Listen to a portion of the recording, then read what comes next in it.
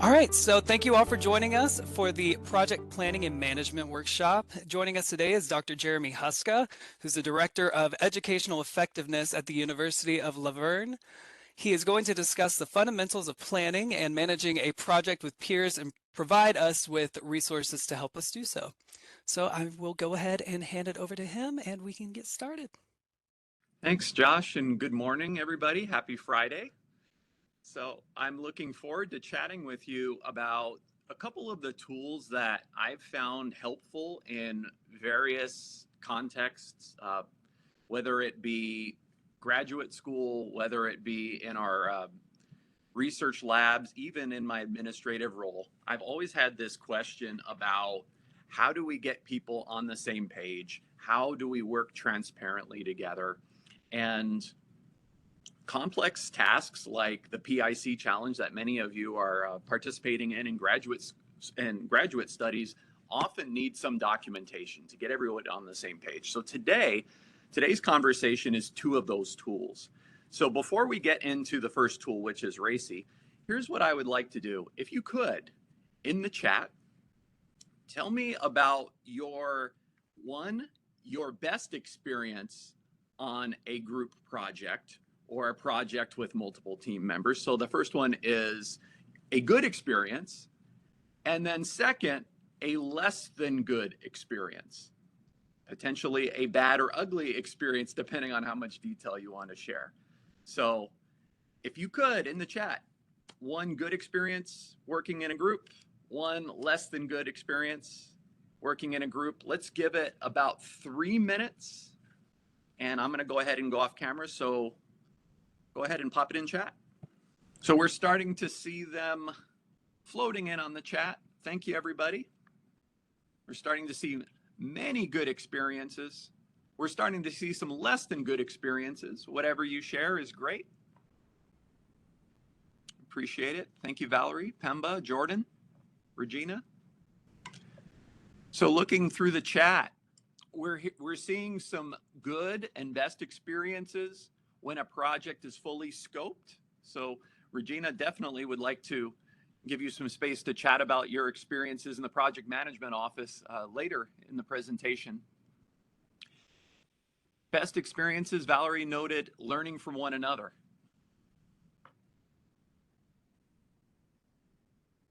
And I'm seeing from Jordan, regular team meetings and an open flow of communication with clear task designation. The latter we'll certainly talk about today. Thank you for that. Pemba, minimal social loafing. So everyone carrying their weight, everyone contributing.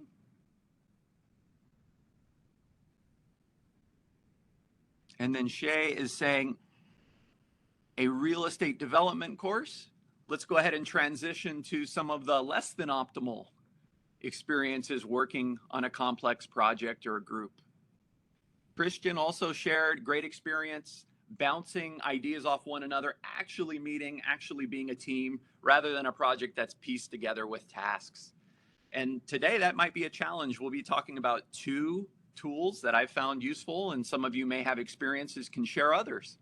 So some of the less than optimal experiences from the chat that we're seeing: team members not carrying their weight, failure to plan accordingly. So there is one other tool that we'll talk about today, which is the Gantt chart. Some of you may be familiar with. There are some other ways that we can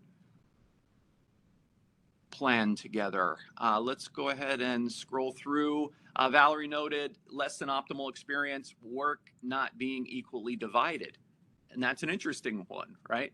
Depending on the type of task, depending on the composition of the team, some team members may be more responsible or accountable.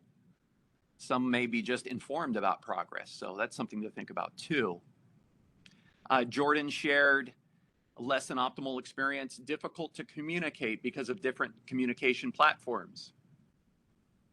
So getting everyone aligned might be important there. Oh, Shay is also saying a less than optimal experience with not everyone carrying their weight or full involvement. So again, communication could be helpful there. And then also seeing from Dana, poor communication from project stakeholders. So today, one of the take-home points that I hope you gather is that these tools can really give transparency and really communicate where the project is going. This is also one way to have conversations or to keep conversations going is by using these tools like the RACI chart and the Gantt chart. So let's go ahead and get started. That first one, the RACI chart. Josh put the opening slide up today, and it's a responsibility accountability matrix, and it's a way of clarifying working relationships between the tasks of the project, the decision making, such that when is the task ready to go to the next stage, when is it good, etc. Functions, who does what. And the RACI chart, depending on how you construct it, it can include all team members. So vertically, you can see exactly who is doing what across many complex tasks. How does it work? You'll see a template, and you'll have one in your PIC folder, I've been told, or right after the workshop, that you can try in Excel. And it is a way to define participation and involvement of all team members and those who might not be on the team, but you're consulting to see if they actually have some feedback to move your project forward. So if we could, Josh, the next slide, please.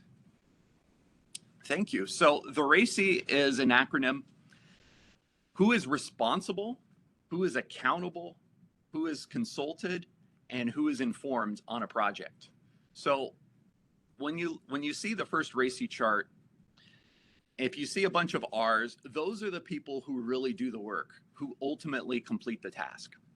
And in my office, there'll be multiple people who will be doing tasks. So that responsibility, that work can be shared. There can be multiple people. However, the accountable party is the individual who ultimately signs off and says, this task is approved, we're ready to go to the next stage. And that should just be just one person. Consulted. Now, consultation is important on projects like these, especially when we may not have all of the expertise that's needed to carry something across the finish line.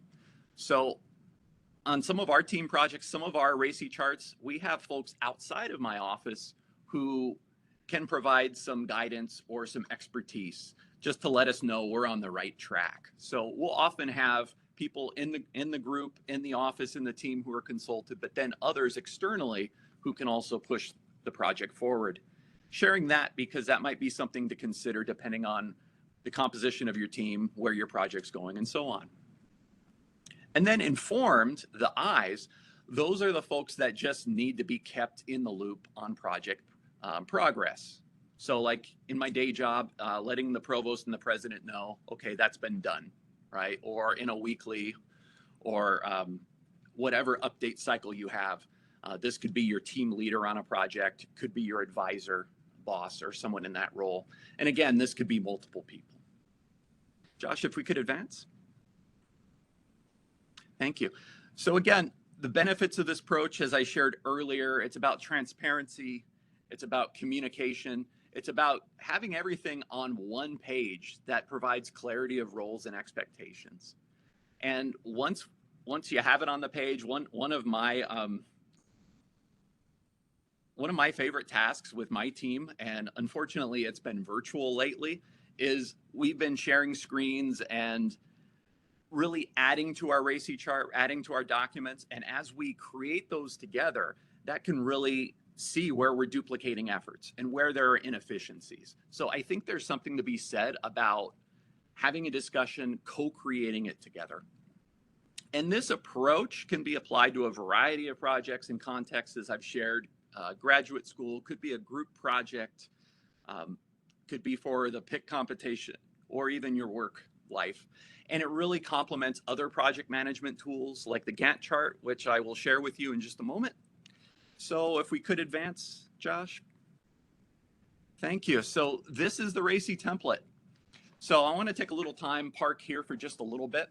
You'll receive this document. This is an Excel template. And some of you who are well-versed in project management, there are a number of tools, applications, and suites out there to do it. But really what I'm trying to get across is, as you could see at the top, you have, in the top blue, you have an activity or decision. Those are all of the tasks, everything that needs to be done for this complex project. You can list those out. The template has 15 there for you. You might not need them all. The roles then in green, role 1 all the way to role 7, just assume that can be a team of 7 people.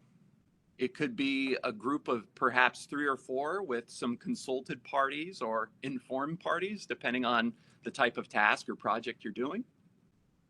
So you could go ahead with, when you get that template, you can go ahead and put all of your team names in the green if you like, and then start putting out the tasks in the blue. In the template, I also included task group 1, 2, and 3. And that's just another way of thinking about the different phases of a project, right? Maybe the research process, the discovery, actually doing the work, and then perhaps getting it reviewed in that task group 3, or whatever makes sense for your project. So how is this also useful? You're seeing lots of letters in here. Again, these are just placeholders, but let's go ahead and take a look at a couple. So I mentioned vertical analysis and horizontal analysis here. A vertical analysis is looking at each role or each team player, each member's role and work that they're doing. And what a vertical analysis can let you know is looking at team member 1, do they have a bunch of R's? Are they doing a lot of work, right? So as we can see with role 1 or team member 1, doing some work, consulted on some, it's a variety of things. Role 2, team member 2, we see them accountable. They're signing off on some of the early decision making. We'll go over role 3 just quickly, and you can see there, when we get to activity or decision 4, they do the work, they're responsible, and then they're also accountable. They basically sign off on their own work. So again, that can happen, really just depends on the nature of your project and your team process.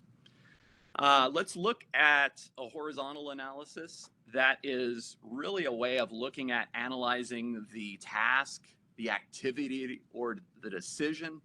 And activity 7, if we look at that one, looking horizontally, you'll start seeing that there are 1, 2, 3, 4 I's. So team members 1 through 4 are being informed about how the project went. We have 2 people working on it, team member 6 and 7. And then role 5, that's somebody who's signing off saying it's good to go into activity or decision number 8. So you might think about that. We have 4 people who aren't really doing anything, and they're just being told, hey, it's done. So again, it's just something to look for. Activity 4 might be one also considering too, worth considering also. Activity decision 4, we start looking, team member 1 is consulted, team member 2 is consulted, and let's jump, team member 4, 5, 6, and 7, they're all consulted, and then that team member number 3 does the work and says when it's good to go into decision or task number 5. So again, these are some ways to look at the RACI template. And I do want to pause here for any questions, any experiences folks have had with RACI templates, RACI charts in the past, especially if you've been in project management or have any questions. I'm going to go ahead and pause here. Feel free to pop it in the chat or unmute, whatever's best, Josh. Okay, so the RACI chart, as you have questions, thoughts, ideas, feel free to pop them in the chat and I can address them. You will receive this template. Regina, you mentioned we don't use RACI in our project management office, but we do define roles clearly and assign work using Smartsheet project plan. So any details on that that are different from RACI for the good of everyone here, feel free to throw that in chat. I appreciate that, Regina. So let's go ahead and if we could just go to Gantt. Okay, so the Gantt chart. I actually have to deliver one of these by this afternoon for one of our senior leaders. This is just one way, again, to be transparent about the project, to communicate relationships between tasks, people, who does what. This is a way of really showing project schedule, progress on particular tasks, and dependencies between those tasks. The latter is one that's been really helpful for me. Basically, some tasks need to stay on hold. They can't start until the previous task was completed, right? So the Gantt chart can show those dependencies, what needs to be completed before a next stage starts or next task starts. Really, it's a glorified or detailed bar chart where folks can just take a quick look and see where things are at given a timeline. And what that allows a leader to do or a team member is to really look at where we might need to free up some time and add resources if a project is behind schedule. And really, again, these tools to me are just ways to communicate. Again, every week or every meeting, taking a look at this and the RACI chart potentially is one way to keep the conversation moving. If we could advance. Thanks, Josh. So some of the common elements of it, the project schedule. When does the project start? When is the anticipated end date? Particular tasks. So again, if you're thinking of using the RACI chart or elements of it, taking those particular tasks and giving a specific start date and end date. Who could be the lead or responsible parties for tasks is something you can add to the Gantt chart. And I just wanted to say one of my experiences with lead or responsible parties, at least in higher ed, often folks will put one owner of a task or one person who's responsible for doing all the work. If you're using a RACI chart, that can really help identify all of the folks that are involved in a particularly complex project. Often, I think we overlook when we need to consult with other people and keep people informed on progress. If it's just the responsible party, often we can get in the weeds, just completing tasks and forgetting all the communication and collaboration we need to do. So enough on that. I'm seeing some questions, thoughts in the chat. Dat, in a business setting, the step of planning and role assignment is usually the work of the manager/leader as there is an enforcement system in place and or time to establish the relationship. However, in the academic setting, I found it hard to exercise such roles as there's a lack of those conditions as well as the schedule program. How do we overcome that? Yes. So one of the things that I've seen work at institutions, and again, I do work at a small liberal arts college, University of Laverne, and in small communities like that, I've seen RACI charts work when there are shifting responsibilities, there are shifting leaders, such that sometimes the accountable party could be a faculty member, or the accountable party, the one who can sign off, is an administrator, just depending on the type of shared leadership or collaboration that goes on. How do we overcome that?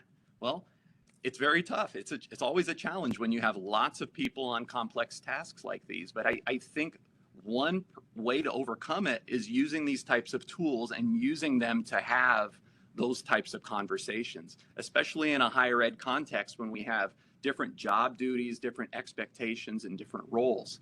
Sometimes I've had conversations in meetings, well, what does the RACI chart say, right? So just putting it out there for conversation can be helpful. So I can't guarantee that it will work, but it is something that I have tried and has certainly moved the conversation forward. So thank you for that. Appreciate it. One other element of the Gantt chart, really just depicting tasks by day. There can be a progress bar. I'd say over a decade ago, I remember having an IR office where some of our research assistants were updating progress manually. Again, depending on your task, depending on what tools you have and how much investment you have, there are a lot of apps and softwares that can do this for you automatically. But if you do use the Excel chart, it's crude, but again, it can convey where things are and really can start conversations. Let's go ahead and move forward if we could, Josh. Appreciate it. So again, the benefits of this approach, really, once you have the RACI chart, who does what, the Gantt chart, using them together can give you a sense for progress. So where are we on particular tasks? As I've been mentioning throughout this, both of these tools and just having conversations as you co-create them really can convey transparency and accountability to each team member. And I recall from the chat, as you do scroll up, some of you had experiences with groups of people, and somebody submitted an assignment with only their name, and have had some challenging experiences also with folks that aren't carrying their weight, right? So again, these sorts of tools or whatever apps you use can increase that type of accountability to one another. And again, get those conversations started. So let's go ahead to the next slide if we could, Josh. So here is the template.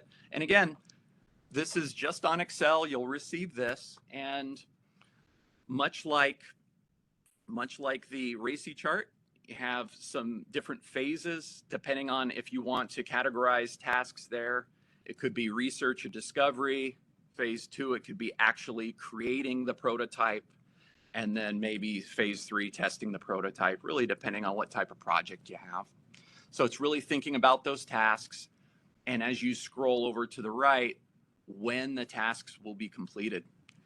So this is one way you can approach your project management, a couple of these tools in Excel, but I would like to open it up for any questions or any thoughts you have on a Friday about project management, any experiences you've had, or questions you have for the rest of the cohort who've also done work in this area. Feel free to unmute, or you can just use the chat. It looks like we do have a question. It says, is the right side automatically populated? No, Barbara, it is a manual Excel resource. So it may be broken, but I really just wanted to convey that however you can use these tools or resources that are out there for your team or your project, it can only increase the transparency and the conversations you have. Just, again, co-creating them can help. I'll take a quick second just to share with everyone the templates you did provide so they can see what we'll send out. All right, so this is the RACI template that we'll be sending out to this group afterwards. And then there's also the Gantt template that you'll have access to, so then you can make it your own. You can just make a copy. Thank you for those templates. I appreciate it.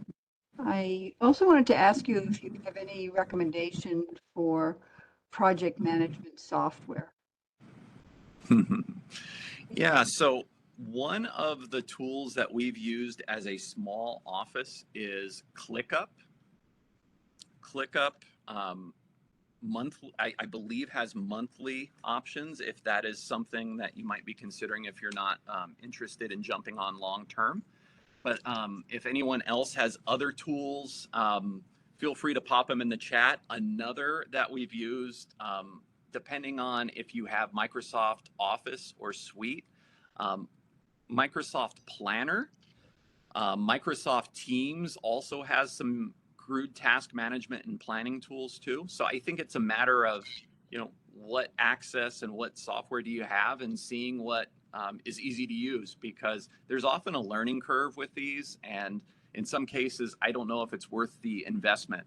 Sometimes just using Excel on a RACI chart gets you to the conversations that you need to have. But that's just my take. How about Microsoft Project Management? I have seen Microsoft Project.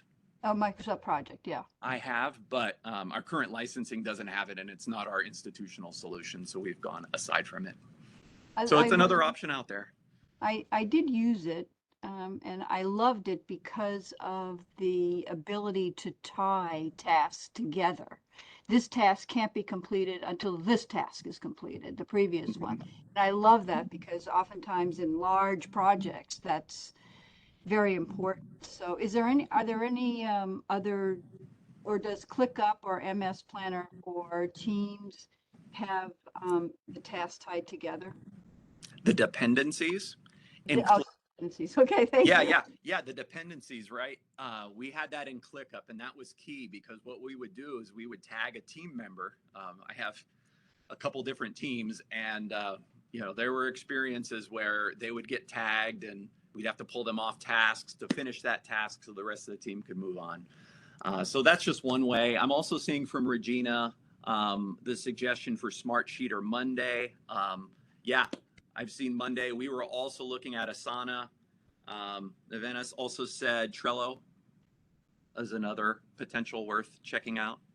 And some of these actually do have free versions. So if you have, if you're not using a huge team to keep track, you can do that. Like Trello, I know you can have a free version. And then we've used Monday, and Monday also has those dependencies, Barbara, that you mentioned, where you can kind of tie it together. You can do subtasks and things like that as well. Okay, great. Thanks so much. Yeah, Team Dynamics. Regina put in the chat Team Dynamics. We have offices throughout our campus that use it for ticketing and projects. Very complex. If you have access to that, that is a great tool. So a lot of options on there. Free to try, or you can go low tech, analog with the Excel. Whatever helps. Thank you. Other thoughts, experiences, wisdom from our space on a Friday morning? Feel free to throw it in chat or unmute, whatever works. I would also encourage anyone at UNLV, because we use Google Suite, that there are a couple of templates that Smartsheet has in Google Sheet that you can download as well. So if anybody needs access to those resources, feel free to email me. Or if you'd like any advice or mentorship, email me. I'm happy to answer any questions you might have around project management here on campus. Thank you, Regina. If you don't mind, if you want to send me the template maybe you have access to, I can share with the group too when I send the other templates. Sure. Thank you.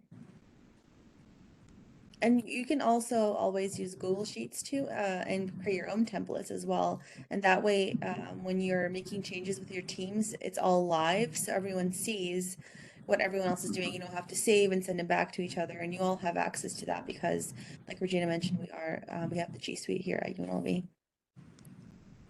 Nice. And one more thing, you can also tag each other in the Google Sheets as well and leave comments. That way, if you're waiting on someone, you can kind of give them a bit of a ping. Yep. Oh yeah, those reminders are great. And yeah, just, whatever helps in this process. I appreciate everyone's guidance on this. And yeah, the last thing I would recommend is getting those Excel templates and emailing back and forth. There's so much better that we can do these days. So anything else, anyone, any questions or anything I can help with? Otherwise, I appreciate being able to share some of the tools that have helped me and hearing others' experiences and other tools that are out there that you have access to. I wish you the best of luck in your projects. Yes, thank you so much.